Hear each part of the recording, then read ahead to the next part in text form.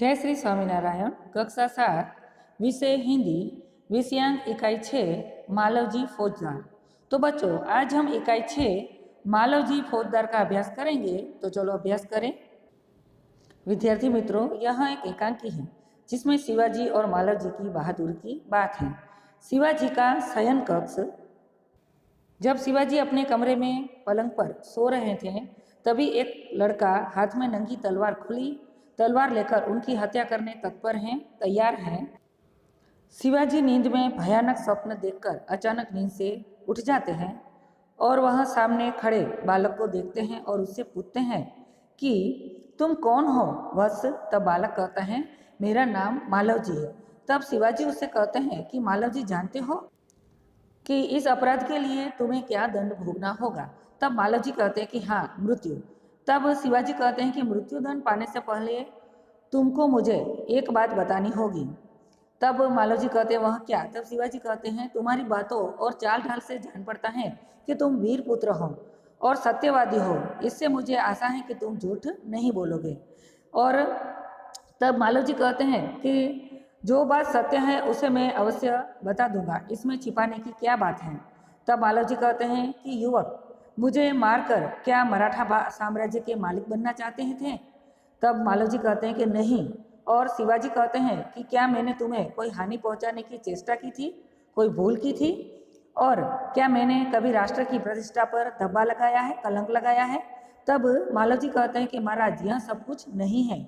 तब शिवाजी कहते हैं कि फिर तुम्हारे मन में क्या बात थी। तब मालवजी कहते हैं कि यदि आप पूछते हैं तो सुनिए। मेरे पिताजी आपकी सेना में सिपाही थे।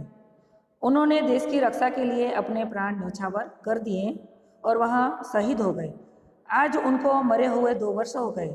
इस समय घर में मैं और मेरी माता केवल 2 प्राणी हैं, 2 लोग हैं। आज 3 महीनों से हम दोनों पेट भर अन्न मिलना दुभर हो गया है। इस संसार में मनुष्य सब कुछ सहन कर लेता है, परंतु पेट की भूख सहन नहीं कर सकता। मैं इसी विचार में बैठा था कि एक सैनिक ने आकर मुझसे कहा कि यदि तुम शिवाजी का वध कर दो तो मैं तुम्हें धन दूंगा। और महाराज, इसी लालच में पड़कर मैं आपकी हत्या करने के लिए यहाँ आया था, किंतु अचानक उसी समय आपकी आंखें खुल गई और आप उठ गए।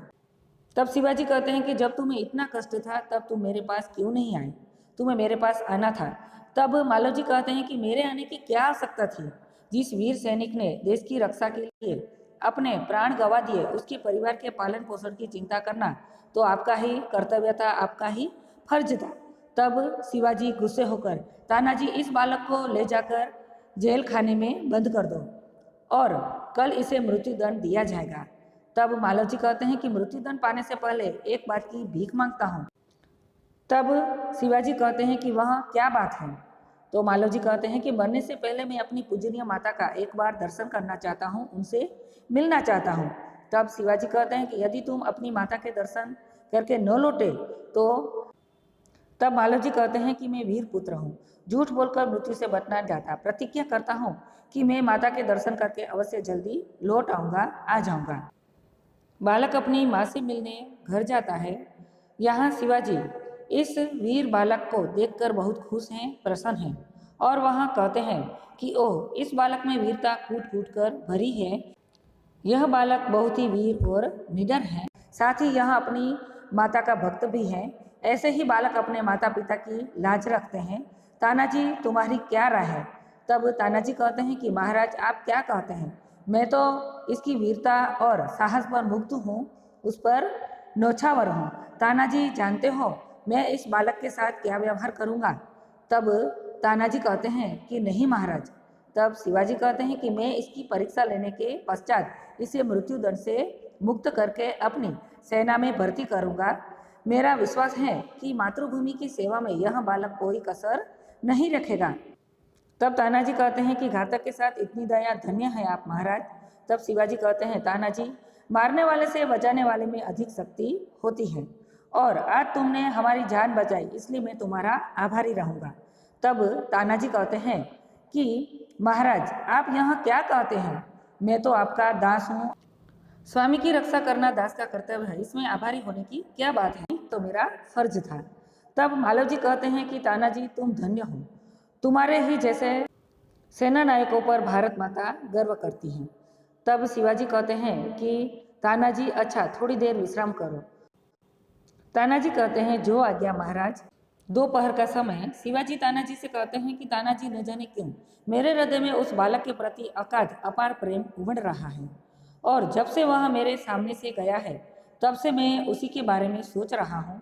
तब तानाजी कहते हैं कि महाराज, यह उसकी वीरता और साहस का फल है। तब शिवाजी कहते हैं, तुम सच कहते हो, मैं उसकी वीरता पर मुग्ध हूँ, मोहित हूँ। इतनी छोटी अवस्था और इतना साहस, इतनी हिम्मत। जिस शिवाजी के नाम से मुगल सेना कांपती है, उसके सामने एक बालक का इतना साहस और इतनी वीरता।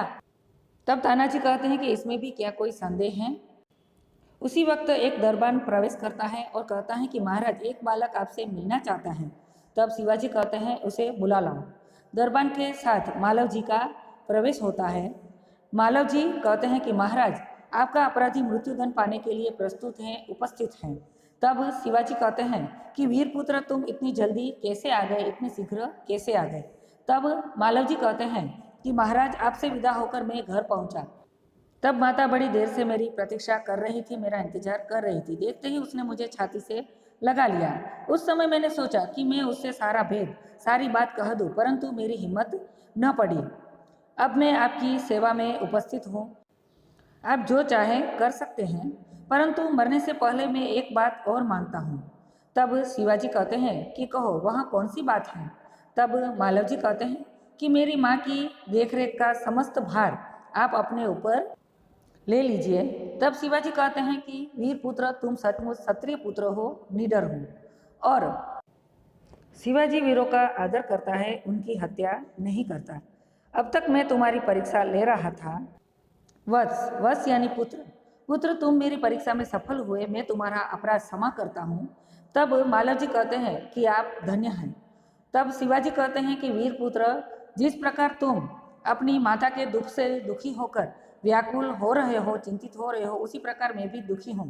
रात दिन मैं इसी चिंता में रहता हूँ कि किस प्रकार भारत माता का दुख मैं दूर करूँ। तब मालव जी कहते हैं कि महाराज, यह शरीर आपका है, आपने मुझे जीवन दान दिया है। मैं प्रतिज्ञा करता हूँ कि जब तक इस शरीर में जान है, मैं कभी मातृभूमि की सेवा से पीछे न हटूंगा। तब शिवाजी कहते हैं कि वीर पुत्र, मैं तुमसे यही आशा करता हूँ। धन्यवाद विद्यार्थी मित्रों।